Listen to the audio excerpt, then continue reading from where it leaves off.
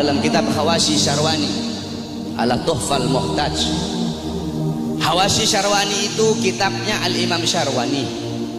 Tuhfal Muhtaj itu kitabnya Al-Imam Ibnu Hajar Al-Haytami, yang dimana Tuhfal Muhtaj adalah syarah daripada kitab Minhajut Talibin Al-Imam Nawawi.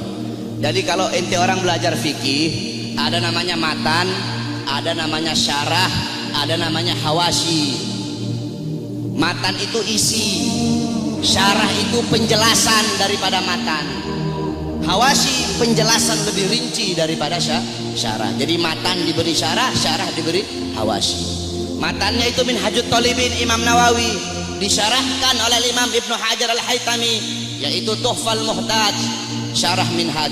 Tuhfal Muhtaj kemudian dijelaskan lagi oleh Al-Imam Syarwani yang diberi nama Hawashi Syarwani. Dalam kitab Hawashi Syarwani dijelaskan bahwasanya inna afdhalal layali, sesungguhnya paling mulianya malam itu, paling utamanya malam itu, yaitu malam kelahiran baginda Nabi besar Muhammad.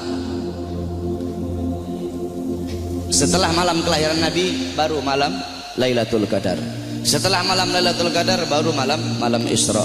Setelah malam Isra setelah malam Lailatul Qadar malam Jumat. Setelah malam Jumat baru malam Isra. Kenapa malam kelahiran Nabi menjadi malam yang paling mulia? Kenapa malam kelahiran Nabi menjadi malam yang paling agung? As-Sayyid Al-Habib Muhammad bin Alwi Al-Maliki, beliau mengutip perkataan daripada Al-Imam Haramain Sayyid Amin Qutbi. Beliau berkata, Sayyid Amin Qutbi berkata, ya Lailatul Itsnin, madza safahat, wahai malam Senin, apa yang telah menyapamu? Wahai malam Senin, apa yang telah menyapamu? Kau begitu mulia, kau begitu agung, engkau begitu wangi, wahai malam Senin.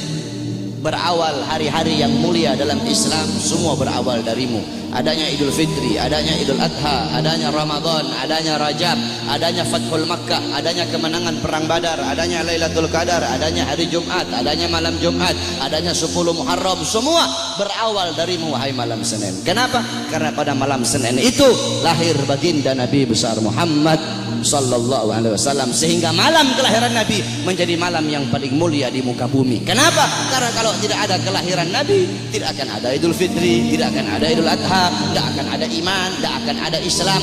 Makanya sampai begitu Allah memuliakan kelahiran Nabi Muhammad, karena begitu Allah ini memuliakan kelahiran Nabi, sampai orang yang meninggal dalam keadaan kafir, akan tetapi karena dia gembira dengan kelahiran Nabi, Allah ringankan azabnya dalam neraka. Dalam kitab Tafsir Bidayah wa Nihayah, Al-Imam Ibnu Katsir, beliau meriwayatkan bahwasanya Sayyidina Abbas bin Abdul Muthalib pernah bermimpi berjumpa dengan Abu Lahab. Dalam mimpinya Sayyidina Abbas bin Abdul Muthalib bermimpi Abu Lahab sedang disiksa dalam neraka. Akan tetapi setiap hari Senin, azab dan siksanya Abu Lahab dihentikan dan Allah gantikan dengan rahmat. Dari jari-jari Abu Lahab itu bisa keluar air sehingga dia bisa minum dari air tersebut. Maka Sayyidina Abbas pun bertanya, wahai Abu Lahab, kenapa setiap hari Senin Allah angkat azab dan siksamu? Dari jari-jarimu bisa keluar air. Kenapa hanya di hari Senin, tidak di hari-hari yang lain? Apa kata Abu Lahab? Iya, karena dulu ketika Muhammad lahir, aku bergembira dengan lahirnya Muhammad. Aku memiliki budak yang bernama Suwaibah. Suwaibah datang kepadaku memberi kabar tentang lahirnya Muhammad. Aku gembira sehingga aku bebaskan Suwaibah. Aku bebaskan dia dari budak. Nah, karena aku membebaskan Suwaibah, karena kegembiraanku dengan lahirnya Muhammad, karena aku gembira sesaat dengan lahirnya Muhammad, maka dari itu setiap hari Senin Allah angkat azab dan siksaku. Itu Abu Lahab.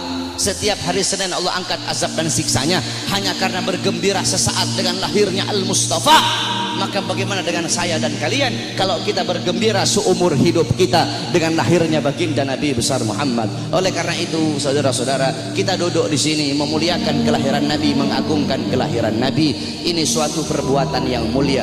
Tetapi banyak juga golongan-golongan di luar sana, banyak golongan-golongan yang mulut kotornya berani mengatakan bahwasanya orang-orang yang duduk di maulid itu mereka telah berbuat dosa besar. Maulid itu adalah bid'ah dolalah, maulid itu bid'ah yang sesat, maulid itu sumber kesyirikan, maulid itu sumber kekafiran. Banyak golongan-golongan di luar sana yang berkata seperti itu. Ini golongan-golongan yang bodoh, golongan-golongan yang goblok, golongan-golongan yang dungu, tidak ngerti kaidah fikih, tidak ngerti takhrij hadis, tidak ngerti mustalah hadis. Baru belajar beberapa tahun di Arab Saudi, pulang baru punya jenggot 8 lembar 9 lembar, sudah berani menyesat-nyesatkan orang yang duduk di majelis maulidnya Nabi Muhammad sallallahu alaihi wasallam. Saudara-saudara,